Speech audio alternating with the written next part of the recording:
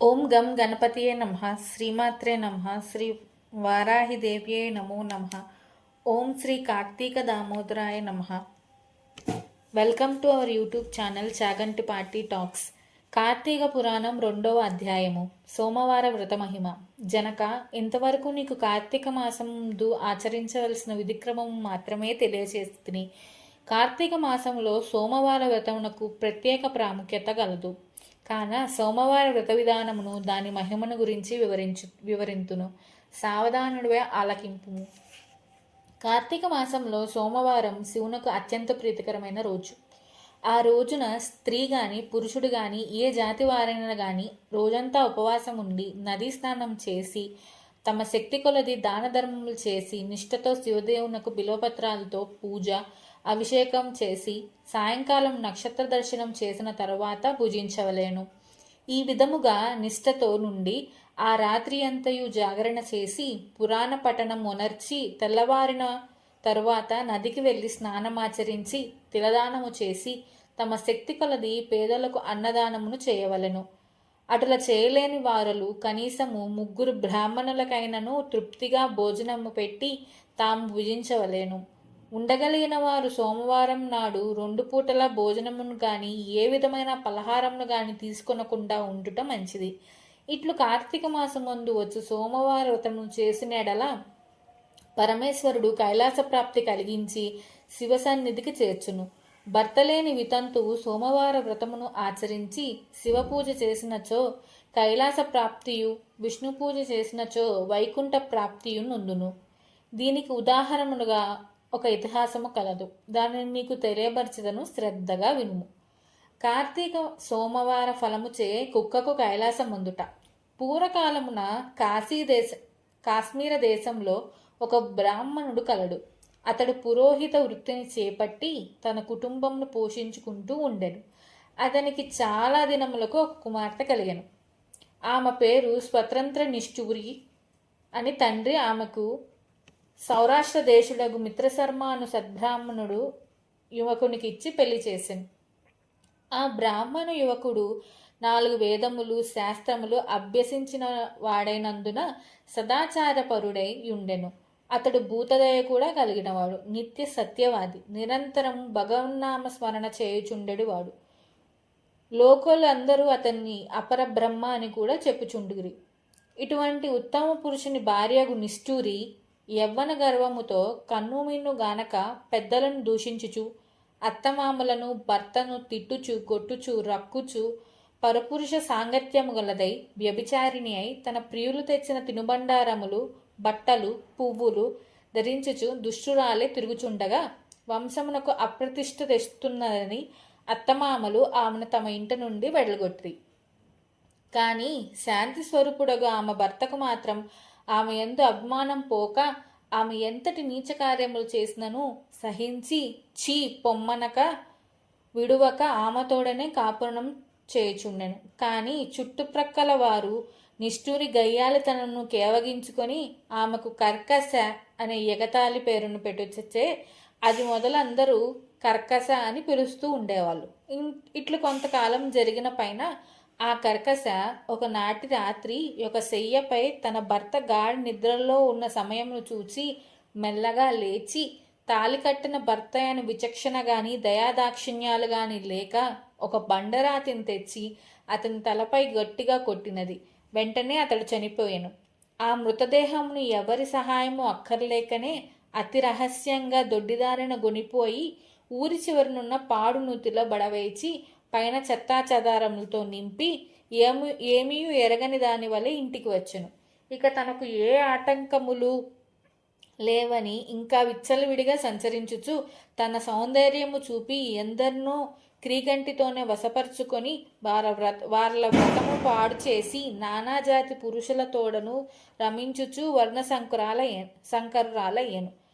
అంతయేగాక పడుచు కన్యలను భర్తలతో కాపురం చేయుచున్న పడుచులను తన మాటలతో చేరదీసి వారికి కూడా దుర్బుద్ధులను నేర్పి పాడు చేసి విటులకు తెర్చి ధనార్జన కూడా చేయసాగను. జనకరాజా, యవ్వన బింకము ఎంతో కాలం ఉండదు గదా. కాలం ఒక రీతిగా నడవదు. క్రమక్రమంగా ఆమెలోని యవ్వనము నశించి శరీరమందు మేహవ్రణములు బయలుదేరినవి. ఆ వ్రణముల నుండి చీము రక్తము రసికారుట ప్రారంభమయ్యను. దానికి తోడు శరీరమంతా కుష్ఠువ్యాధి బయలుదేరి దుర్గంధం వెడల్చున్నది. దినదినము శరీర పట్టుత్వమును కృషించి కురూపి అయి భయంకర రోగములతో బాధపడుచున్నది. ఆమె యవ్వనములో నుండగా ఎన్నో విధాల తృప్తి కలిగించిన విటులే ఒకరు ఇప్పుడు ఆమెను తొంగి చూడరైరి. ఆ పరిసర ప్రాంతాలకు వెళ్ళిన ఎడల తమ లెటలైనను పలకరించునని ఆ విధి మొహమైనా చూడకుండిరి. కర్కస ఇటులు నరక బాధలను అనుభవించుచు పురుగులు పడి కొంతకాలంకు చనిపోయింది. బ్రతికినన్నాళ్ళు ఒకనాడైనా పురాణ శ్రవణమునైనా చేయని పాపిష్ట్రాలు కదా.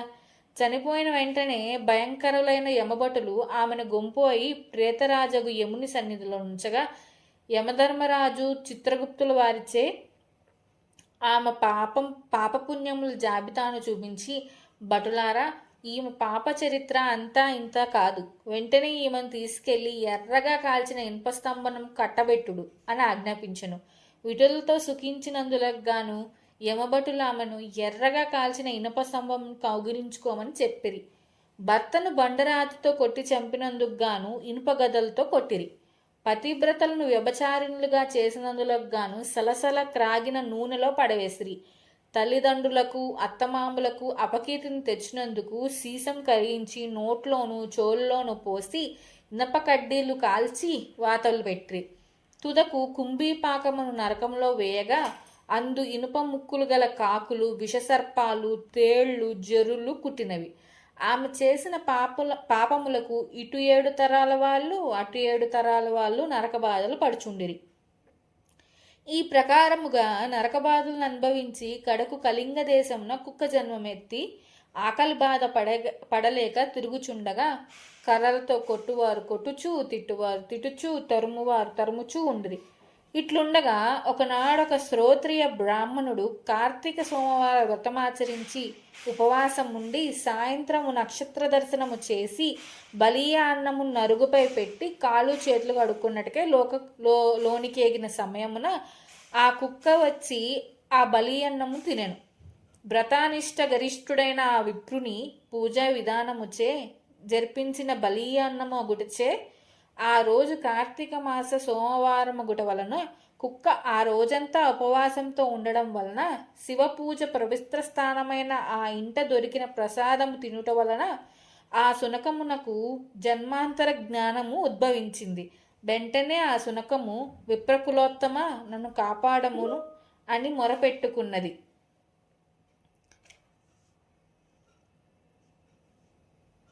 ఆ మాటలను బ్రాహ్మణుడు ఆలకించి బయటకు వచ్చి చూడగా కుక్క తప్ప అన్యులెవరూ లేనందున లోనకేగెను. మరలా రక్షింపుము రక్షింపుము అని కేకలు వినబడెను. మరలా విప్రుడు బయటకు వచ్చి, ఎవరు నీవు, నీ వృత్తాంతమేమి అని ప్రశ్నించగా అంతా కుక్క, మహానుభావ, ఈ పుట్టకకు వెనక 15 జన్మల ముందు విప్రకులాంగనను నేను వ్యభిచారినై అగ్నిసాక్షిగా పెండ్లాడిన భర్తను జంపి వృద్ధాప్యములో కుష్ఠరోగినే తనువు చాలించిన తర్వాత యమదూతల వల్ల మహానరకము అనుభవించి నా పూర్వీకుల పుణ్యఫలము వల్ల ఈ జన్మలో కుక్కనైతిని. ఈరోజు మీరు కార్తీక సోమవార వ్రతము చేసి ఇచ్చట ఉంచిన బలియ అన్నము తినుట వలన నాకు జ్ఞానోదయం అయింది. కావున ఓ విప్రోత్తమ, నాకు మహా ఉపకారంగా మీరు చేసిన కార్తీక సోమవార ఫలం ఒకటి ఇచ్చి నాకు మోక్షం కలిగించమని ప్రార్థించుచున్నానని వేడుకొన్నది.